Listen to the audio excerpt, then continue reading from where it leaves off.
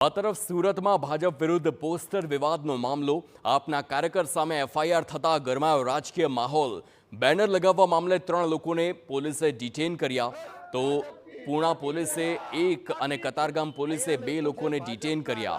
FIR થતાં જ સુરત આમ આદમી પાર્ટી આકરા પાણીએ। આપના કાર્યકર્તાઓએ વરાછા કતારગામ પોલીસ સ્ટેશનનો ઘેરાવ કર્યો। ડ્રગ્સની ડીલ કરવા નથી આવ્યા તેમ કહીને ડીસીપીની ઓફિસમાં ઘૂસ્યા। પોલીસે ખોટી રીતે આપના કાર્યકર્તાઓને ડિટેન કર્યા।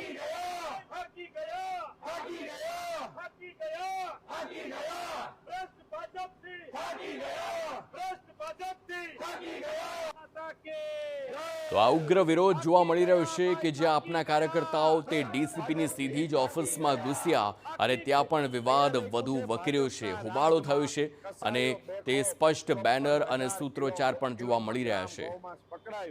મ્યુનિસિપાલિટીની સંકલન બેઠકમાં લોકોને ખબર પડી ગઈ, જનતાનો અવાજ, દબાયેલો અવાજ નીકળી રહ્યો છે અને આમ આદમી પાર્ટીના યુવા આગેવાન, કોળી સમાજના નિષ્ઠાવાન નેતા, નિષ્ઠાવાન આગેવાન વિશાલભાઈ ચાવડાએ જ્યારે આ બેનર લગાવ્યા ત્યારે ભાજપના પેટમાં તેલ રેડાયું અને અમારા કાર્યકર્તા ઉપર પોલીસ તંત્ર દ્વારા ખોટી રીતે હેરાન કરવાના માત્ર આશયથી એફઆઈઆર દાખલ કરી।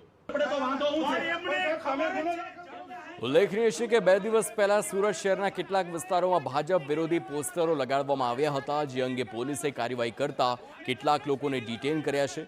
જે આપ પાર્ટીના કાર્યકર્તા હોવાથી મોટી સંખ્યામાં આમ આદમી પાર્ટીના નેતાઓ અને કાર્યકર્તાઓએ પોલીસ સ્ટેશનનો ઘેરાવ કર્યો। પોલીસ સ્ટેશન પર મોટી સંખ્યામાં એકત્રિત થયેલા આપ પાર્ટીના કાર્યકર્તાઓએ પોસ્ટર સાથે વિરોધ પ્રદર્શન કર્યું અને સૂત્રોચ્ચાર કરી નારાજગી વ્યક્ત કરી। અમે કોઈ ડ્રગ્સની ડીલ કરવા આવ્યા નથી તેમ કહી ડીસીપીની ઓફિસમાં ઘૂસ્યા હતા।